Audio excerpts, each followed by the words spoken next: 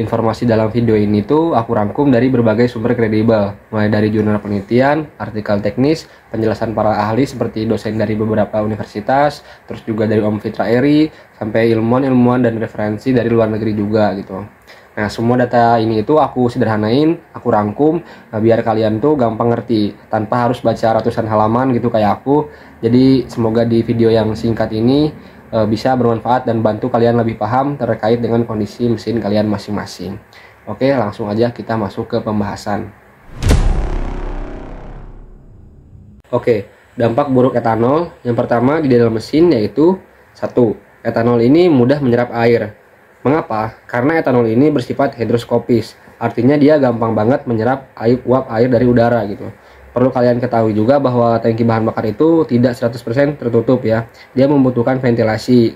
Ventilasi tersebut digunakan untuk menyeimbangkan tekanan udara di dalam tangki, terus mencegah vakum saat bensin mengalir ke mesin, serta membuang uap bahan bakar melalui sistem evap atau evaporator emission system pada kendaraan yang sudah injeksi gitu. Jadi di dalam tangki itu ada celah udara sedikit untuk dia tuh memperlancar sistem bahan bakarnya gitu. Nah, udara itu nantinya kalau misalnya di dalam tangkinya ada etanol, nah itu akan diserap uap udaranya gitu dan menjadi air gitu. Selanjutnya, ketika campuran bensin dan etanol itu berada di dalam tangki, apalagi kalau kondisi tangkinya itu sering tidak penuh atau setengah ke bawah, maka udara yang masuk yang melewati ventilasi tadi itu akan membawa uap air. Selanjutnya, uap air itu akan mudah diserap oleh etanol. Karena etanol itu kan mudah menyerap uap air tadi. Nah, setelah diserap tadi, maka terjadilah proses kondensasi, yaitu perubahan uap menjadi cair.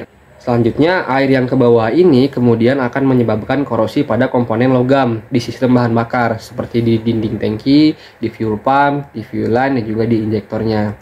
Nah, kotoran tersebut akan ikut masuk ke dalam sistem bahan bakar dan bikin mesin menjadi tersendat-sendat gitu. Bahkan bisa mati ya mesinnya gitu, dan kekurangan tenaga atau low power. Selanjutnya, apakah komponen seal dan komponen karet di sistem bahan bakar ini akan terpengaruh oleh campuran etanol? Nah, jawabannya itu jikalau campuran etanolnya itu masih sekitar 10%, sebenarnya itu masih relatif aman karena di level ini material modern sudah didesain untuk menahannya. Tapi masalahnya itu akan muncul di kendaraan lama. Mengapa? Karena masih banyak kendaraan lama itu memakai karet alam atau natural rubber. Material ini bisa mengalami swelling atau melar gitu, atau juga getas bocor jika terpapar oleh etanol. Sementara itu, kendaraan-kendaraan modern itu biasanya sudah memakai karet sintetis gitu, yang tahan etanol seperti Viton, NBR, EPDM, dan lain-lain sebagainya gitu. Serta logam yang lebih resistan terhadap korosi.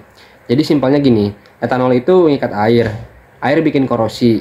Korosi bikin sistem bahan bakar tidak lancar dan bermasalah. Nah, mobil lama lebih rawan, sementara mobil baru lebih siap, tetapi tetap ada batasnya seperti itu.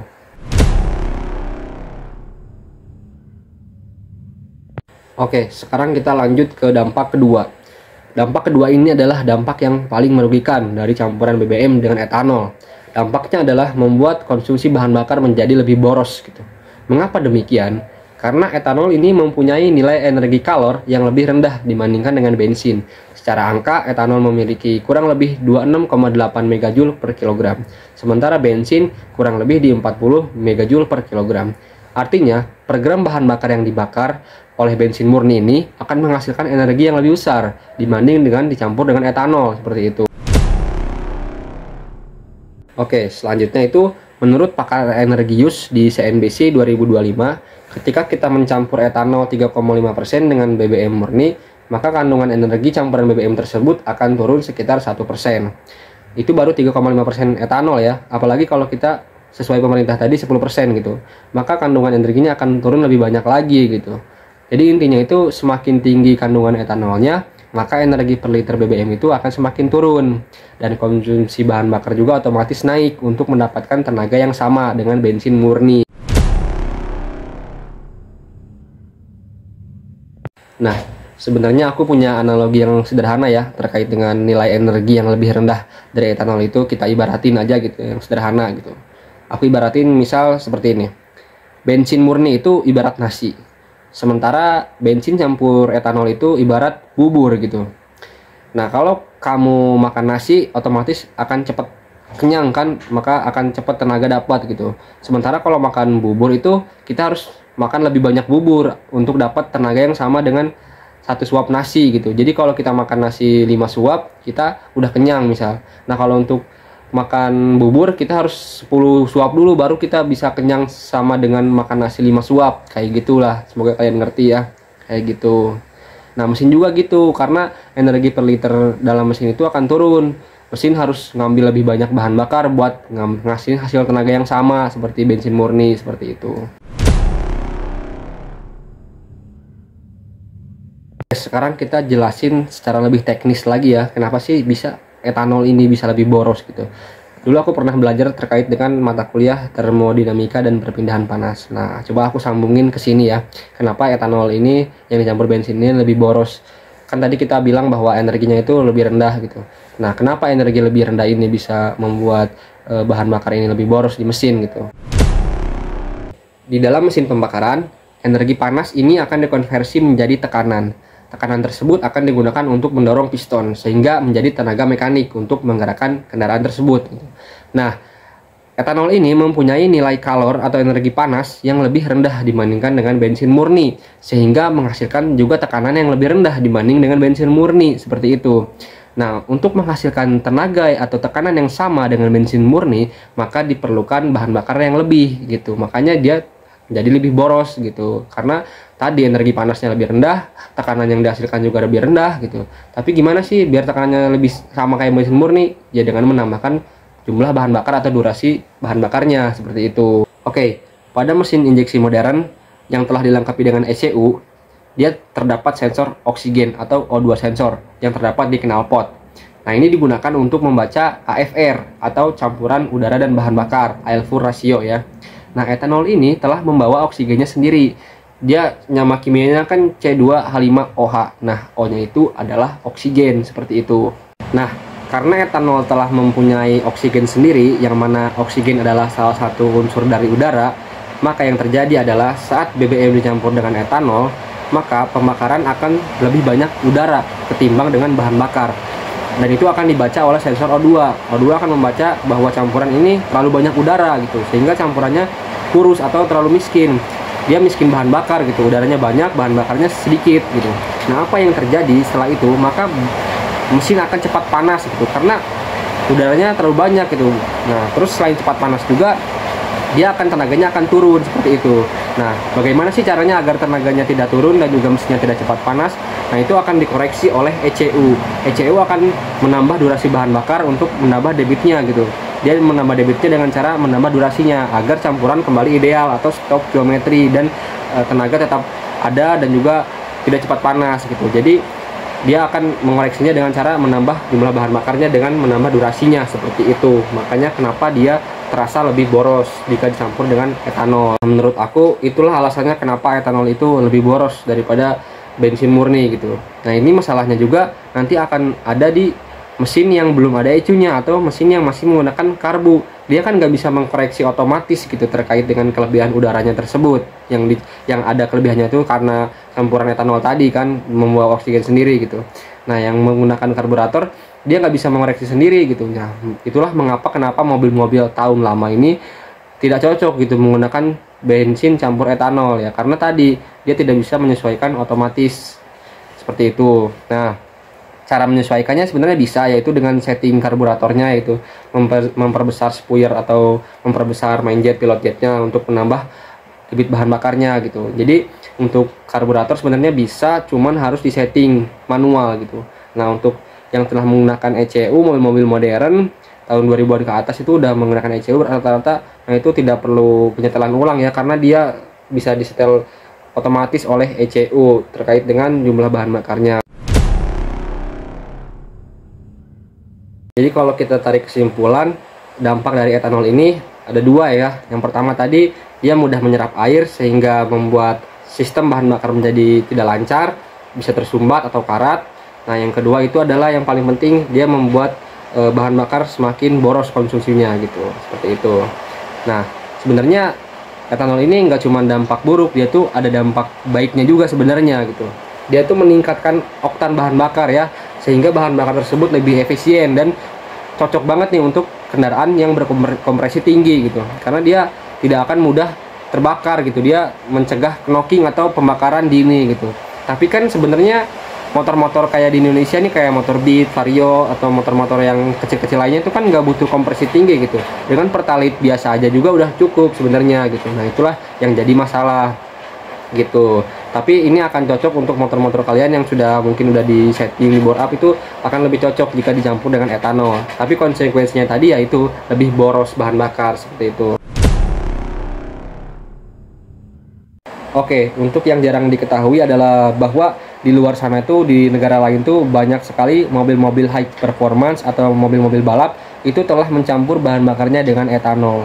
Mengapa dia dicampur? Tadi alasannya karena oktannya lebih tinggi. Mobil balap, terutama mobil high performance, dia kompresinya tinggi, dia akan lebih panas gitu di dalam mesinnya, maka membutuhkan bahan bakar yang lebih sulit dibakar. Nah, bahan bakar etanol ini lebih sulit dibakar gitu dibanding dengan bensin murni seperti itu. Nah, jadinya mobil-mobil balap di luar sana tuh pada dicampur pakai etanol untuk mencegah detonasi atau knocking atau pembakaran dini gitu. Jadinya kalau diterapin di motor-motor kayak di Indonesia gitu, motor-motor Beat, motor-motor Vario, atau mobil-mobil standar kayak Brio, Alia gitu-gitu, sebenarnya dia kan nggak butuh kompresi yang tinggi-tinggi banget gitu. Jadi etanol ini memang akan membuat pembakaran lebih efisien, lebih ramah lingkungan untuk kendaraan mobil di Indonesia. Tapi dampaknya itu lebih boros gitu, karena energinya yang di dalamnya itu akan lebih sedikit dibanding dengan bensin murni seperti itu. Nah, mungkin ini akan lebih cocok digunakan di mobil-mobil berkompresi tinggi gitu. Seperti Civic Turbo, mungkin dia kan membutuhkan kompresi yang tinggi ya. Mungkin dicampur dengan etanol ini akan lebih baik gitu, karena mencegah detonasi atau knocking gitu. Tapi tetap aja dia akan lebih boros bahan bakarnya gitu. Nah, jadi salah satu dampak positifnya etanol ini, dia akan memberikan pembakaran yang lebih optimal dan lebih efisien, yang mana akan terasa jika di kendaraan itu tarikannya akan terasa lebih halus gitu dibandingkan dengan bensin murni gitu. Tetapi tarikan yang lebih halus itu konsekuensinya adalah mesin yang lebih boros seperti itu, bensin yang lebih boros maksudnya gitu. Jadi walaupun dia oktannya lebih tinggi, menghasilkan tarikan yang lebih halus, tapi bensinnya akan lebih boros daripada bensin murni karena alasan energi tadi, energi panas yang dihasilkan oleh BBM campur etanol lebih sedikit, lebih kecil dibanding dengan bensin murni. Oke, jadi intinya berdasarkan sumber-sumber yang aku baca, penyebab BBM campur etanol lebih boros adalah yang pertama karena nilai energi panas atau nilai kalor dari etanol itu lebih kecil dibanding bensin. Nah, yang kedua adalah karena tadi si etanol ini mempunyai kandungan oksigen sendiri atau mempunyai kandungan udara sendiri. Jadi udara akan terbaca lebih banyak sehingga bahan bakar akan disemprotkan lebih banyak untuk mengimbangi udara yang tadi yang lebih banyak tadi seperti itu. Oke, sekarang kita bahas dampak etanol di motor 2 tak. Ini yang seru nih. Banyak orang-orang atau isu-isu di luar sana di media-media itu bahwa etanol adalah masa kepunahan motor-motor 2 tak gitu. Apakah benar? Sebenarnya enggak, guys. Kita bahas secara detail di sini ya. Oke, yang aku baca di motor 2 tak ini justru BBM campuran etanol ini lebih menguntungkan dibanding dengan BBM murni. Tetapi dengan catatan dia itu mix oli samping dan juga bahan bakarnya melalui pompa ya, bukan disatuin di tangki bahan bakar, bukan di premix gitu. Nah, jika dia oli sampingnya itu melalui pompa, maka dia akan lebih menguntungkan. Karena mengapa? BBM campuran etanol itu tidak akan bisa menyatu dengan oli samping, sehingga oli samping yang ada di dalam mesin itu dia akan lebih utuh, lebih banyak, lebih tidak mudah terbakar gitu, karena dia tidak bisa menyatu gitu. Jadi yang terbakar murni hanyalah yang terbakar itu murni hanyalah BBM dan juga etanolnya gitu. Oli sampingnya akan awet di dalam mesin gitu. Akan tetapi ini akan merugikan bagi orang-orang yang mencampur bahan bakar dan oli sampingnya itu di tangki gitu. Mengapa? Karena etanol dan bahan bakar minyak ini dia tidak akan menyatu kan tadi dengan oli samping, sehingga oli samping yang di dalam tangki ini dia akan mengendap ke bawah. Nah, pada saat motor dinyalakan dan yang masuk ke dalam karburator itu hanyalah bahan bakar minyak dan etanolnya, sementara oli sampingnya mengendap di bawah, sehingga akan terjadi macet pistonnya karena oli sampingnya gak masuk. Nah, itu malah mengapa jika pada motor 2 tak itu dianjurkan tidak mencampur bahan bakar dengan oli sampingnya itu di tangki gitu, karena dia tidak akan menyatu, dan yang terbawa hanyalah bahan bakarnya saja, oli sampingnya tidak terbawa gitu. Tapi sebenarnya bisa diakalin juga gitu dengan membeli oli samping yang bisa menyatu dengan etanol gitu. Ada kok beberapa merek oli samping yang bisa menyatu dengan etanol. Nah, itu masih bisa dicampur di tangki. Tapi jika bahan bakarnya jika oli sampingnya itu disimpan di tangkinya sendiri atau melalui pompa, itu justru lebih baik untuk motor 2 tak dan akan membuat degradasi oli sampingnya itu lebih sedikit seperti itu. Oke, sekarang kita ke pembahasan akhir dari video ini. Bagaimana cara kita menyesuaikan dengan bahan bakar E10 yang telah dicampur etanol 10%. Bagaimana cara kita menyesuaikan di kendaraan kita agar kendaraan kita tetap bisa dipakai secara lama, awet gitu, tidak mudah rusak gitu. Yang pertama, cara penyesuaiannya adalah yang pertama, jangan sampai tangki kita, bahan bakar kita ini kosong atau jarang penuh dalam waktu yang lama. Misal kita tangkinya setengah nih, terus kita tinggalin selama lebih dari 1 bulan. Nah, itu bahaya. Kalau kita udah kayak gitu, lebih baik kita langsung bersihin aja tangkinya gitu setelah ditinggal tuh. Jadi kalau mau ditinggal itu pastikan bahwa bahan bakarnya full gitu. Kecuali kalau motornya emang sering dipakai, itu aman-aman aja. Nah, untuk yang kedua, pastiin juga kita sering rutin servis motornya gitu. Jangan cuman servis, misalnya Matic nih, jangan cuman servis CVT-nya aja gitu. Karena kita telah tahu sendiri bahwa etanol ini kan mudah menyebabkan sistem bahan bakar tersumbat. Makanya minimal berapa bulan sekali, 6 bulan sekali lah, atau 3 bulan atau 6 bulan sekali kita servis injektornya, servis TPS-nya gitu, agar bahan bakar tetap lancar, dan juga cek tekanan bahan bakarnya apakah masih sesuai standar atau enggak. Oke, jadi untuk memperjelas semuanya, itu aku jadi buat 2 kesimpulan aja ya. Nah, untuk yang pertama itu, etanol ini membuat mesin kalian ini lebih boros gitu, karena energinya lebih sedikit dibanding dengan bensin murni. Tetapi dengan lebih boros tersebut, dia akan tenaganya tetap sama gitu, atau mungkin malah lebih halus karena nilai oktanya yang lebih tinggi gitu. Nah, untuk yang kedua, jika kalian sudah menggunakan bensin campur etanol E10, jangan sampai tangki bahan bakar kalian ini kosong dalam jangka waktu yang lama gitu. Kalau misalnya setengah aja atau kosong sedikit tapi sering dipakai, itu masih aman. Tapi kalau udah kosong atau setengah terus jarang dipakai selama 1 bulan, itu lebih baik kalian langsung kuras tangkinya dan isi bensin yang baru gitu. Seperti itu. Tapi overall selama kalian sering pakai motornya, terus sering dipanasin lah gitu, itu aman-aman aja, dan air itu nggak akan nyampur di sistem bahan bakar.